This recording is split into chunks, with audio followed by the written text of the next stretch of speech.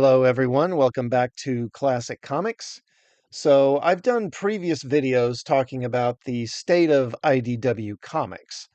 They've had numerous layoffs over the last few years, and now it looks like they're having another round of layoffs as they strip their company down to the bone, it seems like.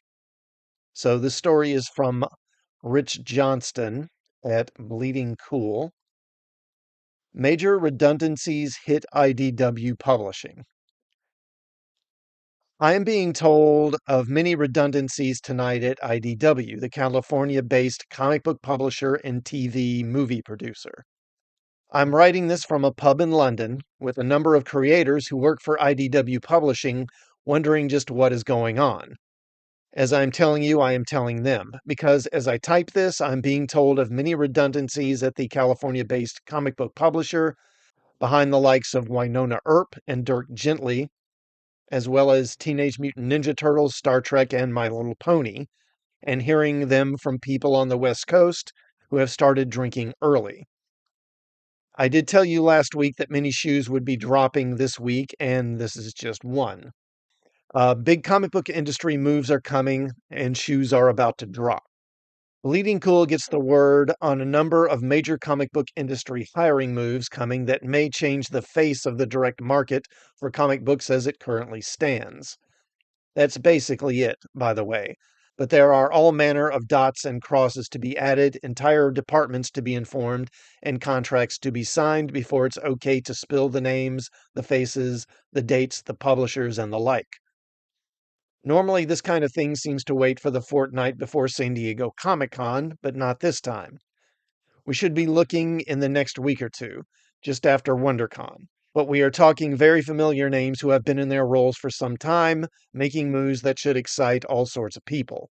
Expect all manner of discussion when those job changes happen. Debate about what it means for comics, for comic creators, for publishers, and the state of pretty much everything. As far as I can tell, no one is being fired, not yet, nor from what I have been told anyway. I know this is very much something that has happened, news at 11, but for now there should be two sizable shoes dropping very soonish, and then more to come. Okay, so this follows a series of redundancies and reorganizations last year at IDW. This is what I'm hearing right now, but details are subject to change, and I will be editing to reflect that and to amend any pub typos.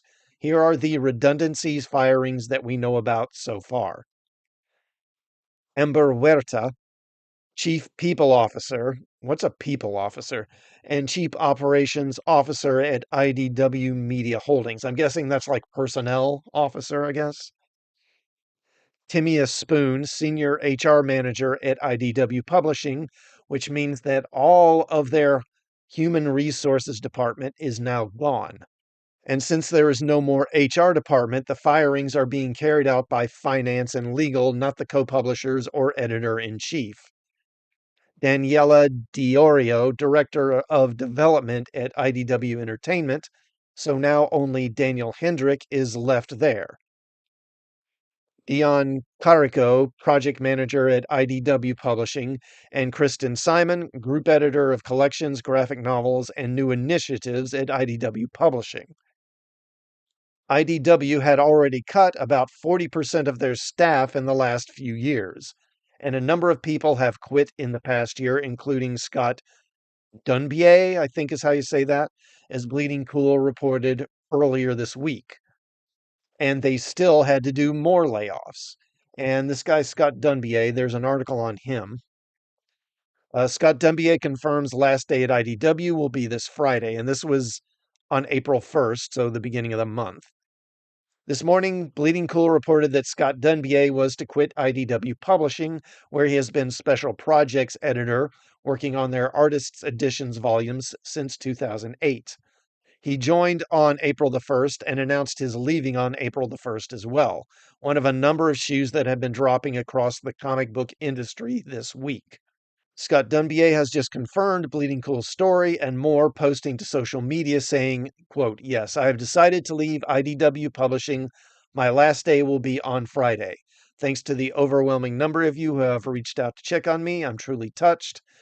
Rest assured, I'm happy and looking forward to my next chapter. I'll post more details next Monday. All the best. Scott Dunbier was an art dealer who turned to publishing comics with Wildstorm, where he was appointed editor in chief before Wildstorm was bought by DC Comics, making Dunbier a vice president there. He was in charge of keeping Alan Moore separate from the rest of DC Comics, editing the America's Best Comics line. He also pioneered the absolute oversized, slip-cased hardcover format at DC Comics to much success, now copied across the industry, before he was fired by Paul Levitz over the controversy concerning League of Extraordinary Gentlemen, the Black Dossier. So he got a new job at IDW as special projects editor, where he pioneered another new format, the Artist's Edition, replicating original artwork on the page as close as possible to the original, licensing rights to some of the most important comics in American publishing history and at the size closest to the original artwork. It is considered one of the major reasons IDW Publishing has stayed in profit. Again, everyone tried to copy it, but few had the original art contacts that Scott Dunbier did, and so publishers came to IDW, including Marvel and DC. But now Scott Dunbier is choosing to leave of his own volition. We look forward to finding out what comes next. Bleeding Cool offers out commiserations and well wishes to those suffering the slings and arrows. We hope for better days for all involved. And if you are in that bar in California, have a whiskey on me. It's been that kind of day. So you start to wonder, I mean, how many more people are still even working there? How many more people can they fire before they just have to shut the company down? I'm starting to wonder. I mean, will the last person at IDW please turn off the lights before you leave and lock the door on the way out? As the article mentions, IDW has some lucrative licenses, like Star Trek in particular, as well as Teenage Mutant Ninja Turtles.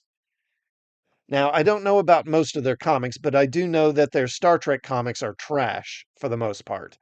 They don't pay much attention to the lore. You have Vulcans saying things Vulcans wouldn't say and acting irrationally, for example. Plenty of pushing, the message, ignoring popular characters to focus on these other new characters that no one but the writer even cares about. I can only guess that most of their other comics are the same way, and like every other publisher, they seem intent on continuing to do this sort of thing rather than course correct and do the sort of stories that readers might actually want to pay for. You wonder how much worse will it get before they change, or will they never change and just run the company into bankruptcy and then walk away and find another company to wreck? Let me know in the comments what you think. Will they ever get to a point that they're going to try and fix this mess, or will they just keep doing what they're doing until it costs them their job? Also, please like this video and sub to the channel.